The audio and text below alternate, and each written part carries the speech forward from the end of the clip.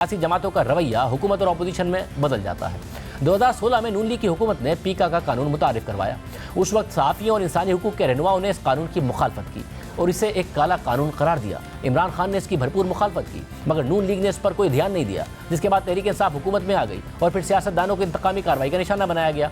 उनकी हुकूमत में सहाफ़ियों को या तो अगवा किया गया या उन पर कातलाना हमले किए गए, मीडिया पर कदगनें लगाई गई और मुखालिफ मीडिया चैनल्स को या तो सेंसर करने की कोशिश की गई या फिर सबसे बड़े मीडिया ग्रुप के मालिक को ही जेल में डाल दिया गया।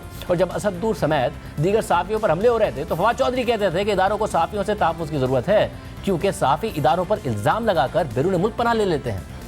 मगर असदुद्दूर, मतीउल्लाह जान, अबसार आलम सब आज भी मुल्क में ही मौजूद हैं। सिर्फ यही नहीं, आज़ादी इज़हार राय को दबाने के लिए तहरीक इंसाफ की हुकूमत एक कदम आगे बढ़ गई थी। पहले पाकिस्तान मीडिया डेवलपमेंट अथॉरिटी कायम करने की कोशिश की ताकि मीडिया चैनल्स, अखबारात और सोशल मीडिया को कंट्रोल किया जा सके।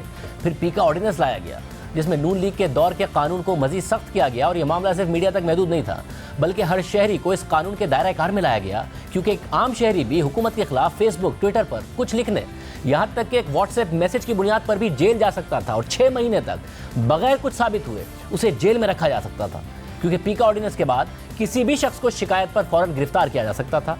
गिरफ्तारी के लिए वारंट की भी जरूरत नहीं थी और जमानत भी नहीं मिल सकती थी। साथ ही सजा भी बढ़ाकर 5 साल कर दी गई थी। लेकिन 2016 में जब नून लीग का पीका कानून आया था तो इमरान खान अपोजिशन में इस कानून के खिलाफ थे, आज़ादी इज़हार राय का दर्ज देते थे, मगर हुकूमत में आकर इस कानून को मज़ीद सख्त कर दिया। आप मीडिया को रोक नहीं सकते, आप इंफॉर्मेशन को नहीं आप रोक सकते। आप क्या इनको मुंह बंद कर देंगे इनको, या लोगों को पकड़ पकड़ के FIA का क्या ये काम है? मगर हुकूमत में आकर फवाद चौधरी ने नून लीग के कानून की तारीफ की और कहा कि इस कानून पर अमल नहीं हो रहा था, अब हम करेंगे। और सिर्फ यही नहीं, कानून को मज़ीद सख्त करने के लिए फौज और अदलिया पर तनकीद का सहारा लिया। ज़रा सोचिए, आज अगर तहरीक इंसाफ का बनाया गया कानून अपनी असली शक्ल में मौजूद होता तो उस कानून के तहत आज इमरान खान पर मुकदमात बन रहे होते, फवाद चौधरी समेत दीगर रहनुमाओं के खिलाफ मुकदमात बन रहे होते, क्योंकि आज इस्टेब्लिशमेंट पर, इदारों पर तहरीक इंसाफ तनकीद कर रही है। हालांकि जब फवाद चौधरी हुकूमत में थे तो बगैर कुछ साबित हुए 6 माह की गिरफ्तारी को भी जायज़ करार दिया करते थे।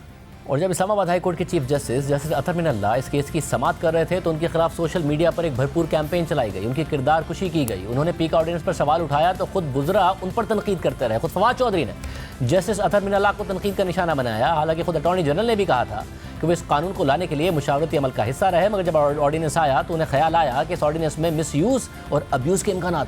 इससे पहले खुद इमरान खान ने 28 फरवरी 2022 को कौम से खिताब में पीका ऑर्डिनेंस का दिफा किया था। अफसोस की बात कि इस कानून के दिफा के लिए, इसे नाफिज करने के लिए इमरान खान ने चाइल्ड पोर्नोग्राफी जैसे संगीन मामले का सहारा लिया। हालांकि इस हवाले से कवानीन पहले ही मौजूद थे।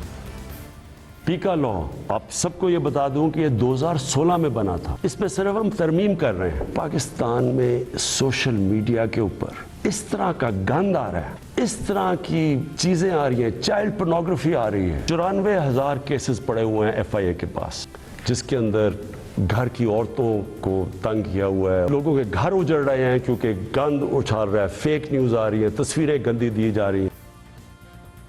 इस पूरे मामले के बाद जस्टिस अतर मिनल्लाह ने पीका ऑर्डिनेंस को कलअदम करार दे दिया। आज यह कानून अपनी उस शक्ल में मौजूद नहीं है, लेकिन अगर यह कानून अपनी असल शक्ल में मौजूद होता तो इस सबका सबसे ज़्यादा नुकसान तहरीक इंसाफ को होता।